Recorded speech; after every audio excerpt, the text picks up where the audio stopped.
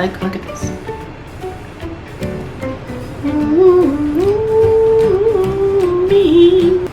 You're wearing red like the devil. What hits home by Cheryl West.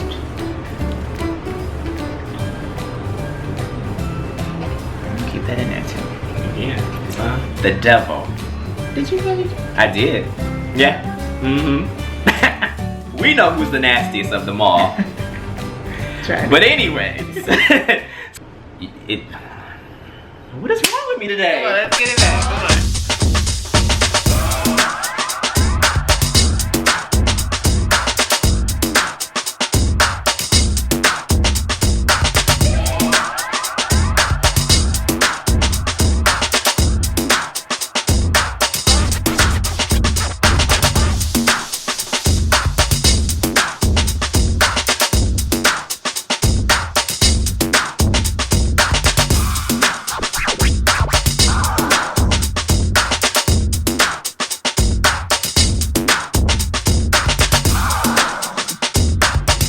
Is you ready? I'm ready. I know you fucking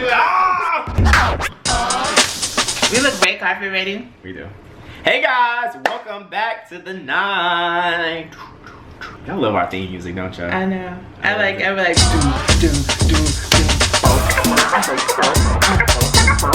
love it. But yes, we're back. So as you guys saw from our last episode, we talked about sex and this nasty thing right here. You know you nasty. I'm nasty, but he was actually voted by a Niner as nastiest. And I think she knows you. I think that makes it even. It does it. It does it for you. Y'all don't know me. Huh? Y'all don't know me for real. Mm-hmm. You think you know me, but you don't know. Whatever the hell you in the pocket. But y'all knew what I was talking about though. That's why y'all thought it was so. Anyways, I'm telling too much of my business with y'all. It's too much. But anyways, so we had the conversation about sex. And of course, like, you know, we were shits and giggles and we kikied and we laughed. And you know, we had our moments with the music. Yeah. But there's a serious side to sex. There is. And I think that it's very important to have that full circle conversation. Yes, we can laugh and joke about it because sex is fun. And it should be fun. It shouldn't be scary. However, there's a scary reality to it, and that's, you know, sexually transmitted diseases, one being HIV, which, you know, can also culminate into other things like AIDS, and it is very important that we have that conversation, and that's exactly what we did today. We have an interview coming up today, our first interview ever. Yes. And it's with an HIV positive man who is trailblazing his path. He's setting his own definition of who he is, and we wanted to show that it's possible to live with this very scary but also inevitable when not taking the proper steps, or even there's some people that do take proper steps that just kind of contract the disease. Everybody's body reacts different. So yeah, we're definitely, with this interview, it's no bars hold. Like, we're asking all the questions that you may want to know. I know that we wanted to know. We was just like, can we talk about anything? And that's what happened. We asked the questions that were like, you know, taboo. Like, people didn't want to ask those things. And you know, when you have somebody that's you know that's in your family or a friend or something like that, those are conversations that, you know, it's kind of like touch and go type. Like, you don't want to ask because you don't want to offend, but then it's also like, I do want to know because I'm curious, like, what happens. So those are the things that we talk about in here. So hopefully you'll enjoy this actual interview. It's very good, and it's from us, the 9, of course. But first, we want to do something a little different. Yes. Because I did a monologue a couple of months ago entitled "She Thinks She Can Act." And I got a little. She thinks she thinks she can. It's pretty. But I did this I'll monologue. toot your horn a little. Toot, toot, toot. That's all I get. Just a toot. Okay. That's enough. But anyway, it's entitled Before It Hits Home. It's by Cheryl L. West. And basically what you guys are about to see is Reba, who is me, is talking to her son, Wendell, who actually just contracted the virus. He's just coming home now. He's gotten sick, and she's really uneducated, so she's very fearful.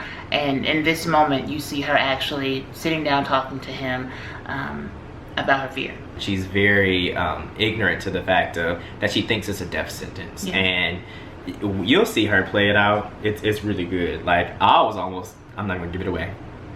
Just watch. Take a look. Okay? Take a look. Shut up. Just shut up. Don't say another word. After last night, I've heard enough from you to last me a lifetime. Now I got to go out there and try to explain to that man why I don't have a home no more. I hate what you've done to my house, Wendell. I spent years in here. Trying to stay safe, trying to keep my family safe. I didn't know better. And if I did, maybe I would know how to deal with what you done brought in here. You see this slipcover? I made it. This Afghan, I made that too. These curtains, that tablecloth, look at the lace. I made you. My son. I took such pride.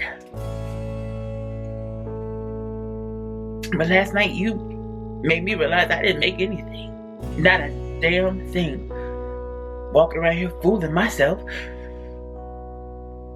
It's so hard to look at. It's like somebody then came in my house and smeared shit all over the walls. I can't touch anything. I'm afraid to touch anything.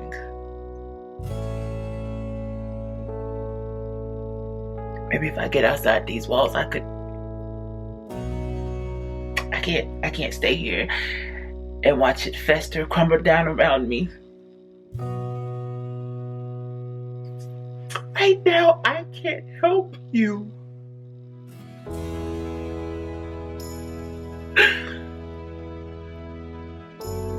I can hardly even stand to look at you. I can't help your father. What good am I?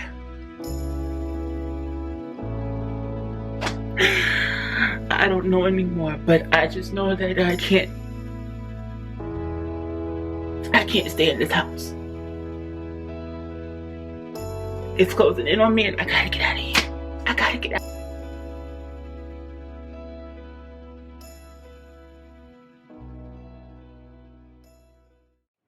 Yeah. You ready to show? I'm ready. Let's go. Let's kick it on in. 9. Welcome. We have a very special guest today. He is an author. He is an activist. He is a beautiful person. Mr. George, how are you? I'm well today. How are you guys? I'm doing good. So you just are coming off of a really interesting night last night. Yes. Tell us a little bit about what happened last night. So yesterday I spoke in New Jersey on a panel for UGLY, which stands for You Gotta Love Yourself. So it's a nonprofit, and they do these type of like workshops and seminars throughout the country. And so I was asked to come and speak on a panel about empowerment to some members of the community in Philadelphia, or they were bused in from Philadelphia, and some children from Philadelphia. But I ended up moderating the panel as well as speaking on the panel, but it was a really good experience. I was a little tired because there was a lot of travel time up and travel time back. And, but you got it. Yeah. Stay busy. Right. You say busy these days. Yes. Right. You have a lot going on. You have your writing. You have your activism. You even work 9 to 5 too. Yes. How do you do all of this within your 9 to 5 and still be able to do these side jobs? Time management comes into play. I used to go out a lot, and I do still go out, but I don't go out as much as I used to. And when I do have events in the city that I need to go to, I make sure that I plan my schedule really, really tight. So it's like I'll go to work, go to the event, and know that I have to leave the event by a certain time so that I can be home to get my writing in, because I write 6 to 7 days a week. As an active journalist, I have to keep a stockpile of portfolio work together, but I'm also, when current events happen, I have to be able to stop whatever I'm doing and pitch a piece and maybe write it within 30 minutes or 45 minutes to get a voice out there from the Black community. So Yeah. So is that what your voice is? Your voice is for the Black community. What other audience are you really targeting with your pieces? My primary voice is the Black LGBTQ community. I try and come... Explain that for us. So what, I'm sorry to interrupt, what does LGBTQ stand for? So it's LGBTQ, and it's actually IA in some circles, but lesbian, gay, bisexual, transgender, queer, intersex, agender. So it's a lot of letters. That's a lot. It's like the alphabet. It is. And, you know, they try and encompass all of those different populations by including all those letters. Excuse me. Sometimes the Q, queer, can be used to define a person, but then sometimes it's used to define an entire group. So that's why sometimes they don't say the IA, they just include IA within queer. And so yeah, I try and come from that lens. Born in central New Jersey, George remembers growing up in a very supportive, understanding family. Even though it's a little city, a lot of people know where Plainfield is. I grew up in a two-parent household. Mom and dad, they're still married. With my little brother, I have an older brother and an older sister. And my niece, Brittany, who was old enough to be my sister, so it's technically 5 of us. Big family. That's a big family. Yeah, so it's technically 5 of us. I had a grandmother who really allowed us to be individuals and to grow into ourselves. I was always different. I mean, I did the sports with the boys. So I played football, I played basketball, but I also did double dutch, and I also was very effeminate. And I just had a family that had an understanding of how that worked, and a family that, because we had lesbians in our family and we had trans in our family, they already could see the signs from a very young age, and so they already knew how to navigate and how they were going to protect me from people who may, want to bully me. So with that being said, can you tell us how or when you actually came out? So I'll say I think I wrote about it 2.5 years ago. I think was the first time I wrote publicly, like an article forum, that I was gay. So I'll say I guess that's my official coming out. But I think I've always been this way. I think people have known it. So I think I've been out, but just not identified as out. So it seems like you're using your writing as an outlet to express who you are. So you have written a piece about your status also, correct? Correct. Okay. Can you tell us a little bit more about what that piece was about? So I've written several pieces that have included it. So the first one was for Ebony back in November of 2015. It was a piece about Charlie Sheen. And the title, Charlie Sheen, it was like Charlie Sheen and the need to understand why Black people, where Black people fall into the epidemic or something. But that was the first time I said that I was positive and talked about it a little bit and identifying with it. And in that article, I was just basically trying to bring the story back from, this celebrity who said, oh, I'm now G probably was like, okay, but let's really talk about where the real epidemic still lies, which is in the Black community. Most recently, when I had a tweet about Simone Emanuel and racism in swimming and comparing it to what Dorothy Dandridge went through. After that tweet went viral, I had some people who tried to shame my status and shame the way that I dressed. I don't know, I guess just because it was like, well, let's find something to attack them about. And so I decided at that time to contact one of my editors at thebody.com. And so I think the name of the article is like how I took on trolls who tried to shame my short shorts and status, or shame my status and my short shorts. But that was where I kind of fully talked about it and talked about the shaming that people were HIV positive deal with from the public. Many people live with HIV, they're thriving, they working, they're your friends, they're your family, they'll never say it, but they don't have to say it either.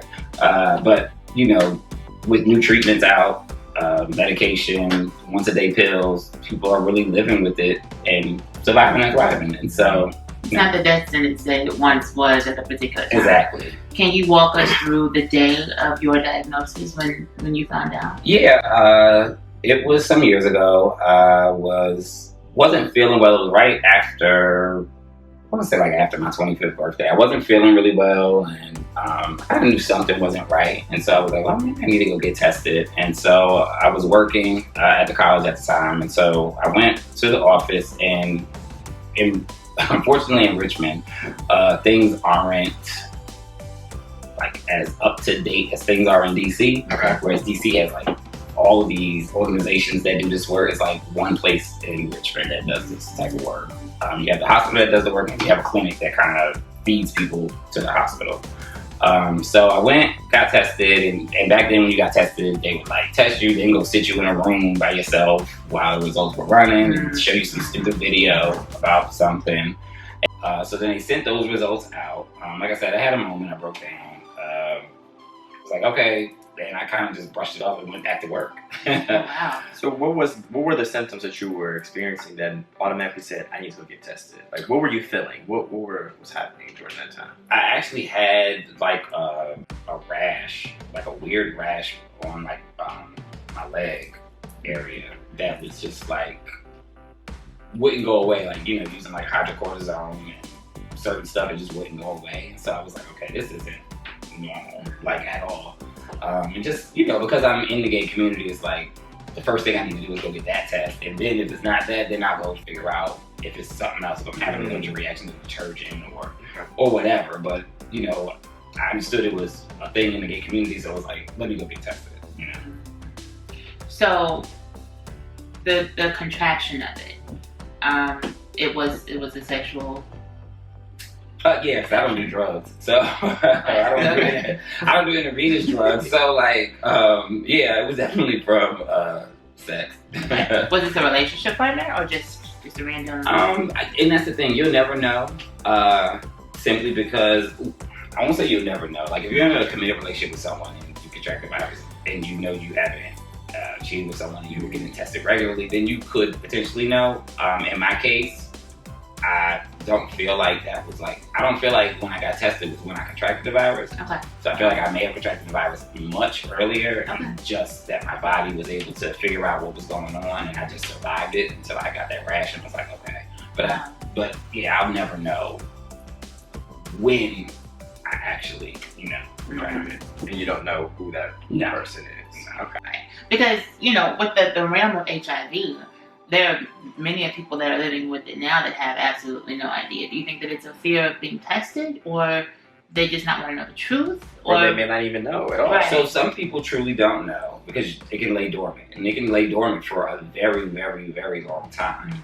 Some people's bodies can figure out that the HIV has entered the bloodstream and actually can fight against it naturally. And there are some people who will never have to go on medication because their bodies and their gene, it actually, the HIV can't attach to the genetic code. And so there are some people whose bodies will naturally be able to fight it off. Then there are those people who have symptoms and know and just afraid to actually get that diagnosis. And then again, like you said, there's just a whole group of people who just really don't know. Some people have like thrush in their mouth, some people get like white spots in their mouth. Like I said, some people get the opportunistic rashes. But that's only an early thing, like within that first 2 weeks of the contraction is when you have like those acute symptoms, but after that just goes away. Yeah, and you just may not know. So we want to play a game with you. Okay.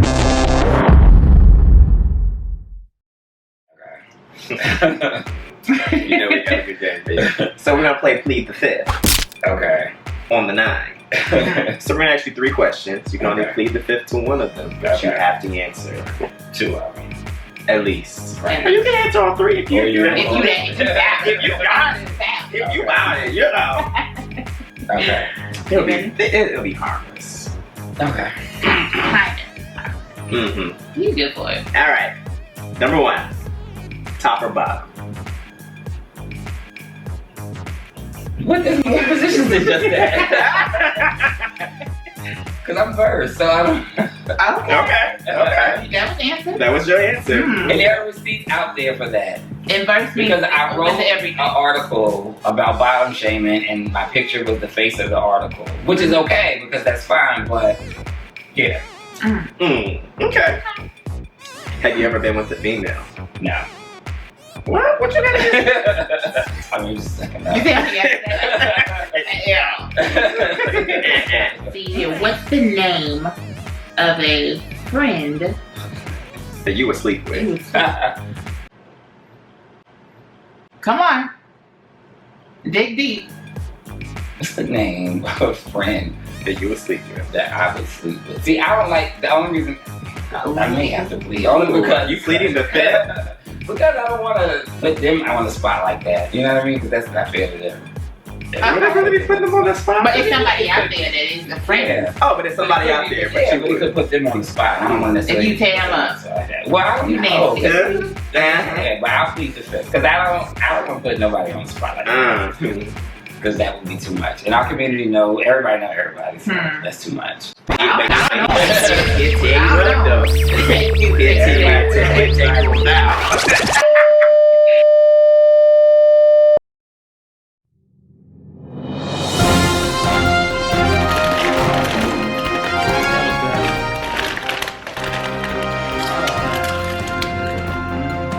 You can't hit it. He was really answering my question. He was. Did you hear what he said? Oh wait, it's on that. Oh, It's on that. It's on that. Yeah. Damn, speaker, do it. I think it's the camera is on that. Let's keep going. Okay. Play it off. You tip though is bomb. Yeah. They is bomb. That's the restaurant style.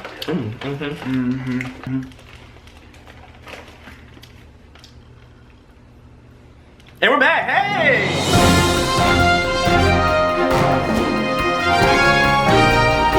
That was good. Did you see what I asked him? That was good, right? You wanted to know that. I know you did. So I know you want to play that game, right? Why? It was fun. But And we of course, did. With him. they love our business. You know that, right? Y'all love our business. Come on. Alright, you ready? No. Plead the fifth. You can only do it to win. We gotta get back to the show. Okay, real quick. Okay. So, And don't ask no stupid questions. alright, so lights on or off when you about to? It depends. Depend on what? Well, I like lights on, but then I also like lights off. So tell me what's With the like difference handles. though? What's the difference though? Because you can see stuff. What you trying to see? Everything. And y'all call me the nasty one. She want to see all the juices and berries. All of them. Ooh. Come on, so what would you do it? What would you do? Me? Turn off the lights Oh, you want them off? and light a candle. What you trying to hold? I mean, hot. It just sets the mood, and then like, especially like, you know, when you're in my favorite position, and you lock in them eyes, and you just see them in the dark, and you just like them eyes connect. You just see them in the dark. You see them in the What dark. if they dark skinned? You can't see them in the dark. No. You can see the eyes in the dark, cause that's like the light. Unless they got jaundice. There's a light that cannot shine until. Come on, fool. Okay. What is the freakiest gutter act you've done in the bedroom?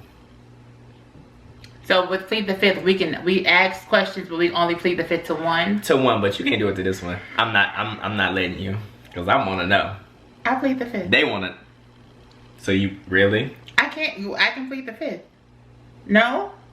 That's fine. We got other questions. Remember, you can only plead the fifth once.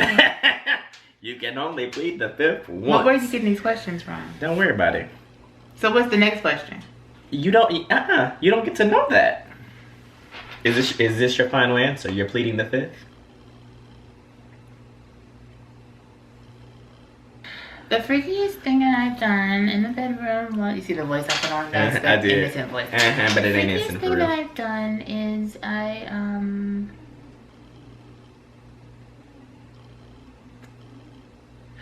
So one time I was doing it, and I pulled out, or I pulled off, and I just immediately started to give oral. Your turn. Answer the question. For me, I have to answer that? Yes. I think I might want to plead the fifth. I wish you would. Come on. Answer the question. I'm really good and I don't want to do that type of thing. Answer the question. Well, we know it ain't spitting in nobody's mouth. Come on with this exorcist hat on. Come on. Come on, exorcist hat. Come on. Come on, exorcist. Come on. Talk to me. Don't come for my fashions. Y'all love my fashions, right? I mean, you cute and everything. Get out. All right. Okay. Question. So the question for me, the freakiest thing I've done, the freakiest gutter thing. So maybe like after he's came, and I would like take it and. All right, I'm gonna keep going. Wait, okay, no. So you would take. I would take the remnants of his labor. The remnants of his labor and proceed to sow fruit with it. Yeah. So that the reapings can be abundant. I love it. How about this one? Say for instance, like you're in a relationship, right? And your ex texts you. And you guys are just having a real casual conversation via text. Now you're sitting at a family function or something, and your now partner says that he would have a real big problem if you ever text or spoke to your ex, but you just found this out, right? Really? Would you tell him that you had this conversation just recently, or since he doesn't know, would you keep it? So like telling a white lie, basically. But a lie is a lie. A lie is a lie is a lie. I think I was probably just bite that bullet and tell my current, like, hey, they reached out to me, we had a conversation, it was nothing, if you want to see it, here it is, like, it is what it is. And I mean, if you don't, I'll just leave it as that. What about you? You have a conscience, I'm really proud of you. C, he drinks red wine, he has a conscience. You know. Check. I mean, no, I wouldn't say anything. Oh, so you would just tell the lie. So you would sit there and lie on your current relationship, even though your ex, who was an ex for a reason. I mean, but okay, so it was just why would I open that can of worms if it was just because you're being truthful with your partner. But it was just a casual conversation. It doesn't. Okay, so didn't say that. It was a casual then what's the harm in saying it's a casual conversation? Because men don't understand that. See, you try to be nice and responsible and honest, but sometimes you guys just don't understand it. You don't. You want to get in your feelings about it. And what I don't have time for is to babysit an ego. I don't have time for it. So what I'm gonna do, for the sanity of us both, is I'm gonna just, So wait. So what if he did that with you, with his girlfriend, his ex-girlfriend? Would you feel some type of way then? No, if I didn't know, then I mean, what if she was talking about some? Oh, I miss you. Oh, then I'm gonna go drag. But you won't know. I'm gonna drag her. But you wouldn't know. I'm gonna drag her and him together. Anyways, back to the interview. That's fair. Give me my chips. Let's get back to it. Back to the interview. Tune in.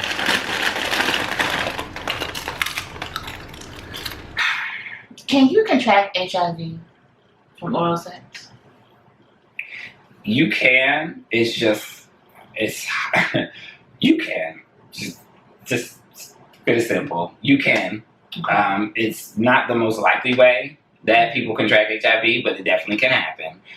Which is why, even in the field, we tell people, like, if someone ejaculates in your mouth, it's best to swallow, because the stomach acid will destroy the sperm. Wait. Whoa. Wait. Rewind.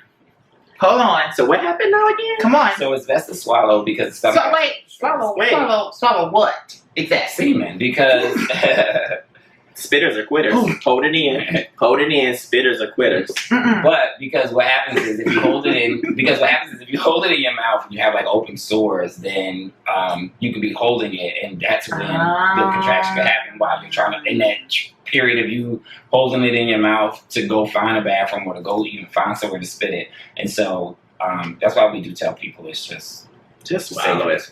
Just swallow. Just swallow. Don't gargle. Swallow. I am about to throw up. It's not highly likely unless you have like really serious like open wounds or something in your mouth. But yeah, and that's why we also tell people like don't brush your teeth prior to and do because you can scratch your gums and pick her, please. I'm sorry, I got one more question. Well, it's like 2. Okay. But it's like in 1. Okay. So, do you disclose that you are HIV positive to everyone that you have sex with? And would you have sex with someone who's HIV positive? So to the second part, yeah. I mean, yeah. Okay. That's easy. Again, I think when we talk about disclosure, it has to be a conversation between both partners. Okay. I don't think that, because I think the problem I have is that everyone puts the weight on the person who's HIV positive to always be the person who has to be the most vocal and have to speak up or to have to say something. And it's like, that's not fair because some people just aren't there yet. Some people, especially like when you're talking about like jack hookups or, you know, like people who you don't know, if you're messing with a stranger, you're going home from a party with somebody at a club, it's like that conversation needs to be had between both people. And both people need to be responsible in that sexual conversation. What I'll say is I do my best to always disclose in those situations. I mean, again, I write about it, and so it's out there. So a lot of times I assume, you know, people may know, but yeah, because again, it has to be a conversation between both people. I love it. Do you want to have kids? I don't know, I go back and forth. So if you were to have kids, like what's the likelihood that they would have HIV also? I think there's a process called sperm washing where they can. Shut up. It's an expensive process, but they basically can extract the HIV from the sperm. And throw it through the spin cycle. They throw it through the spin cycle. Sperm washing, but again, that's if you want to go that route, you could always adopt, or you could. That is amazing. So. But that probably takes a lot of money. It's cost on Wow. What's next for George?